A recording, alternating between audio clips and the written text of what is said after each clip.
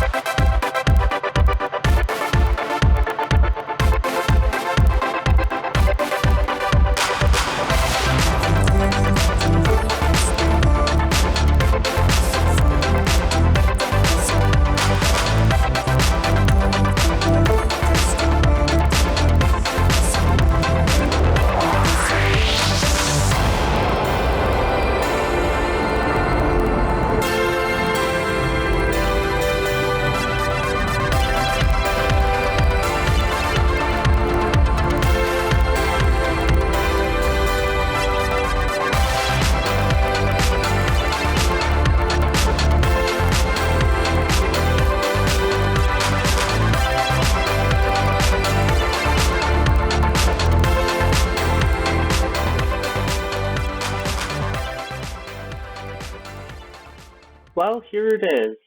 The rocket is complete. I think so. So the Hercules 1. As you can see, I have a set of boosters down here, some decouplers, boosters up here. I put in some RCS thrusters to provide some stability during flight, though I also have these stabilizing fins here. And I have absolutely no idea if this is going to work first time. But I'm not going to come to any conclusions as to what the outcome might be. I'm just gonna see if Werner has any problems here. Electric charge required but not generated. Yeah, that might be a problem. Would it be a problem? I don't think so. According to the ship's description, there's about 10 minutes worth of power in here. So yeah, 10 minutes worth of power, and it's definitely going to take me less than 10 minutes to get into orbit, should the whole thing work properly the first time. In fact, if anything, the thrust from the engines is going to supply some more power to the Sputnik, which means that the battery will last longer than 10 minutes. I don't need the batteries in the spacecraft to last that long. All I need them to do is be a proper test subject that I can strap onto a rocket at a moment's notice. Experimental rockets, of course, mind you. And I can use these spacecraft. I strap them onto a rocket that I want to test, send the rocket up into space, and if everything works perfectly, then I've got myself this new workhorse that I can use in my space program. But without further ado, I'm going to shut up and I am going to try launching this thing. Here we go. Hercules 1 is in startup with T-minus 30 seconds to go until launch. SAS is online, RCS is online, thrust is go. SCS is ready for launch with T-minus 20 seconds remaining. 15 seconds. Stand by for terminal countdown. T-minus 10, 9, 8, 7, 6, 5, 4, 3, 2. We have a go for engine startup and liftoff of the Hercules 1.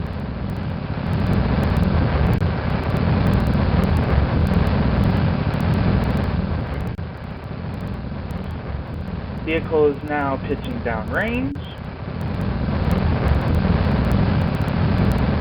Going for first stage solid strap-on booster separation now. Ooh, man. Now that was awesome.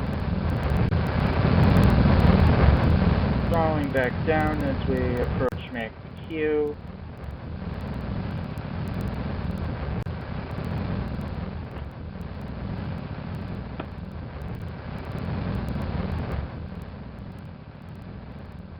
Throttling back up to 100% thrust.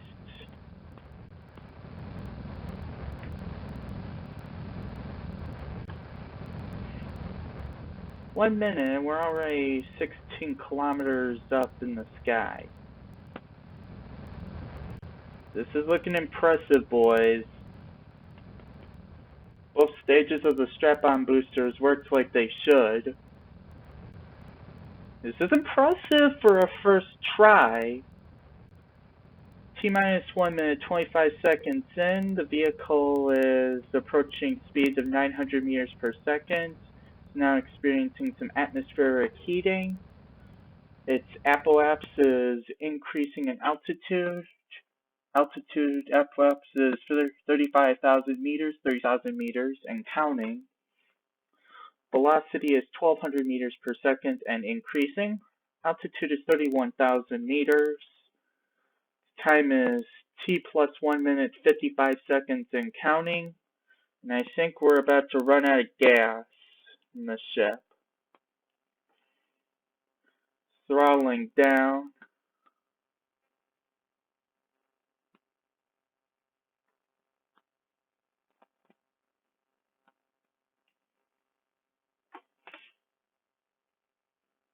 Three, two, one. And we have engine cutoff. We have second stage ignition. Apoapse is at 58,000 meters and counting. Altitude is 46,500 meters. Time is T plus 2 minutes 45 seconds. Velocity is 2,150 meters per second and increasing. Apoapse is now above the Kármán line. Or is it Kármán line in this case? Shutdown. Kerbin Apoapse is now at an altitude of 85 kilometers. We'll be approaching it in less than 4 minutes, 20 seconds and counting. Current time is T plus 3 minutes, 15 seconds. And at this point, we can go ahead and go for fairing deploy. And I need the RCS to enact.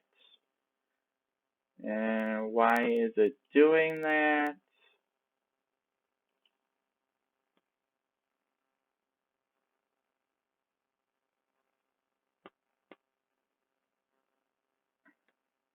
Why is it doing that? What is it doing anyway? You know what? I think I can let it tumble. It'll be fine if it tumbles. Let's see. Apoapse is still 85 kilometers. I'm going to go ahead and calculate an orbital burn. Whoa.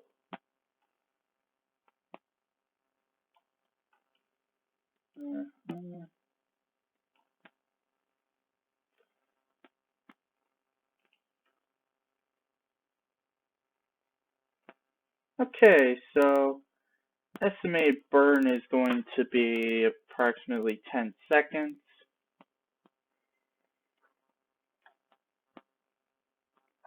Now we're above the Kerbin line, so I'm going to go ahead and time warp.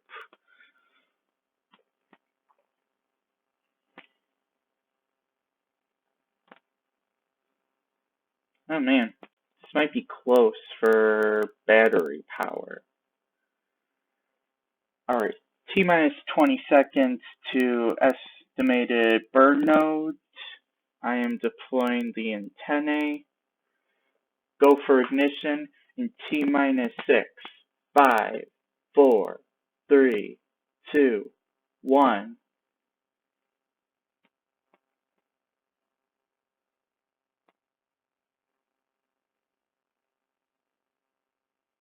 Shut down. 84, 86. And Sputnik is successfully in orbit with less than a minute of power to spare. So I'm going to go ahead and ditch the second stage. And Hercules 1 actually worked first try. That is impressive. I did it, and now the Sputnik is out of battery power. So now I can't do squat about it. Yeah, trying to turn on an SAS, not working. Can't do RCS. So it worked. Worked first time, and that paves the way for more Hercules rockets. Bigger Hercules rockets, more powerful Hercules rockets. Yeah, successfully in orbit. T plus 9 minutes 10 seconds. Velocity is 2272.2 meters per second. Altitude is 85.5 kilometers. Now, before I wrap up this video, I'm gonna explain the reason for the multi-stage solid rocket strap-on boosters. The idea is that the solid rocket boosters can be taller, and yet at certain intervals in time, it can ditch part of itself away so as to save up some weight, make the booster lighter. That way it can still drive enough power into the rocket. With that thought being, in turn, the rocket itself can have a greater amount of delta V, which means spacecraft can be pushed further out into outer space because of this machine. And ooh, looky, there's about to be a lunar eclipse.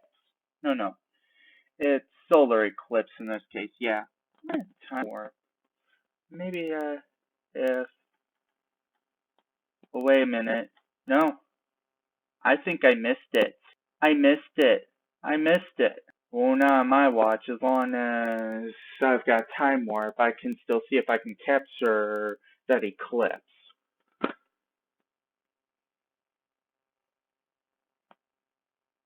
No, it's not happening. Darn it, it's not happening. Well, anyway, I think that's gonna conclude today's video. So I hope you guys enjoyed. Thanks for watching, and I'll see you all in the next video. India Alpha Bravo checking out. Flying safe? I'm not Scat Manly. How can I fly safe?